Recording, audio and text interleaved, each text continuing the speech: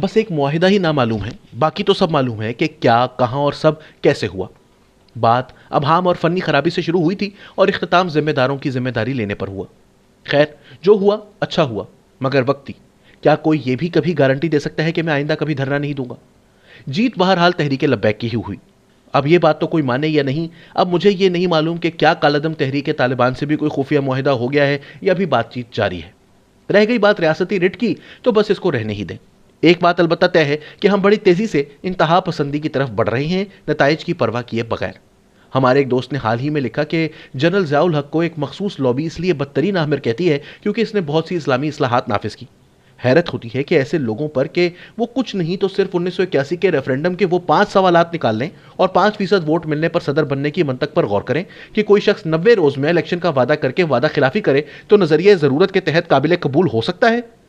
लिहाजा गलत इस्तेमाल मजहब का हो या लिबरल और सेक्युलर सोच का, नुकसान मुआशरा उठाता है।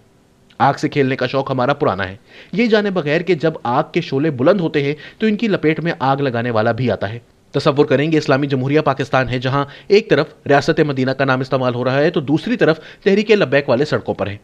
कल तक कौमी सलामती के इजलास में यह रिपोर्ट दी जा रही थी कि इस सब के पीछे भारत है, यानी रॉ का नेटवर्क, माली मुआवनत वगैरह।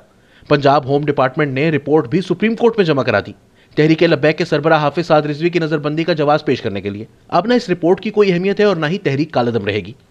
साद रिजवी साहब भी जल्द बाइज्जत रिहाई पाएंगे। अब मैं इस सारे मामले को रियासत की नाकामी लिखूं या टीएलपी की एक और कामयाबी, बाकी बातें उस वक्त जब नामालूम मुआहिदा मालूम हो जाएगा। अभी तो वक्ती बहरान टल गया है। 2014 का धरना तो याद होगा।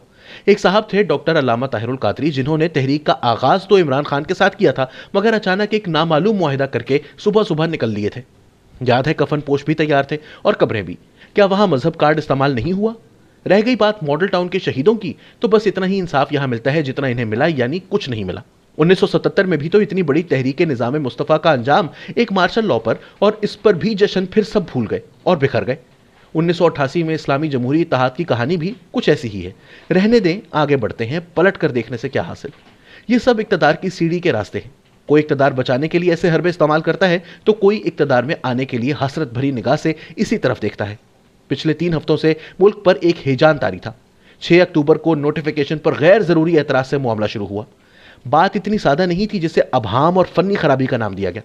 मैंने 4 अक्टूबर 2021 का आईएसपीआर का प्रेस रिलीज देखा, जिसमें जनरल नदीम एजाज की बतौर डीजीआईएसआई तकर्रुरी का जिक्र था, और फिर माजी की 2 प्रेस रिलीज भी नजरों से गुजरी, यानी 10 अक्टूबर 2018 को जनरल आसिम मुनीर और 16 जून 2019 को जनरल फैज हमीद की बतौर डीजीआईएसआई तकर्रुरी।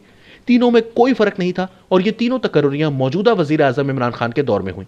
ना कोई इंटरव्यू, ना वजीर आजम हाउस से प्रेस रिलीज जारी करने का मामला। लगता फिर यही है कि एतराज तरीका कार पर नहीं, ख्वाहिश कुछ और थी। ऐसी ही ख्वाहिश बेनजीर भुट्टो शहीद की थी जब उन्होंने जनरल रिटायर्ड शमसुर रहमान कल्लू को डीजीआईएसआई मुकर्रर किया था, तो कल्लू साहब को हजीमत उठानी पड़ी और बीबी को जाना पड़ा। मियां नवाज शरीफ अपनी ख्वाहिश के मुताबिक जनरल ज़ियाउद्दीन भट्ट को डीजी ले आए और ये समझ बैठे कि सिविलियन बालादस्ती कायम हो गई, और एक कदम आगे बढ़ गए, ये सोचे बगैर कि इक़्तिदार की सीढ़ी का रास्ता दिखाने वाले खुद भी तो आ सकते हैं।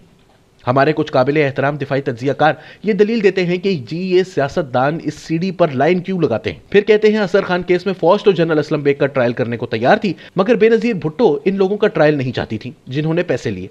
अब सवाल यह है कि पहले पैसे देने वालों को पकड़ते तो फिर इनको भी पकड़ते जिन्होंने पैसे लिए। इस मुकदमे का फैसला 1990 में हो जाता तो आज सियासत में करप्शन के रुझान में कुछ कमी आ जाती। रह गई बात लाइन लगाने की, तो हुजूर शरीफ बरादरान तो सीढ़ी के रास्ते ऊपर नहीं गए थे, उनको ऊपर ले जाने के लिए आप नीचे आए थे, वरना उनका सियासत से क्या लेना देना था। बात कौमी सलामती की हो तो समझ में आती, मुल्क पर आंच आए तो पूरी कौम दिफा के लिए तैयार है।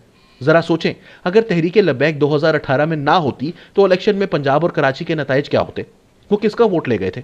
शायद आपको आज भी उनकी जरूरत है, मगर यह नहीं हो सकता कि आपके लिए कोई इस्तेमाल हो तो ठीक, वरना भारत से ताल्लुक जोड़ दो।